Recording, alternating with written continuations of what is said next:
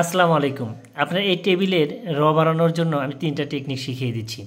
আপনারা কিভাবে তিনটা ওয়েতে এই আপনার এটার রগুলো বাড়াবেন দেখতে থাকুন। আমরা এখানে আপনার প্রথমে এই কারসারটি এই যে কোনো একটি শেষে কারসার ইয়াতে রাখবেন। রাখার পরে আপনারা এইখান থেকে এই ট্যাবে চাপ দিবেন। এই ট্যাবে চাপ দেওয়ার পরে এইভাবে আপনি ধরে থাকবেন, এইভাবে বাড়তে থাকবে। এরপরে 2 নম্বর স্টেপ হচ্ছে কিভাবে আপনি রাখবেন, এটা শেষে রাখবেন একদম। এই কারসারটা একদম এই টেবিলটার একদম এই দেখেন শেষে বাইরে রাখবেন, বাইরে একদম নিচে রাখার পরে এটা কি করবেন, এইখানে কিবোর্ডে হাত দিবেন। এখন এই যে ইন্টারটা দেখতে পাচ্ছেন, এই ইন্টারে চাপ দিলে এরকম বাড়তে থাকবে। আপনি এরকম প্রত্যেকটা সেলের শেষে এরকম শেষে রাখবেন, এই ইন্টারে চাপ দিবেন, বাড়ছে দেখেন। আবার শেষে রাখবেন, ইন্টারে চাপ দিবেন। এটা হচ্ছে সবচাইতে সহজ পদ্ধতিতে এটা বৃদ্ধি করা বা উপায়।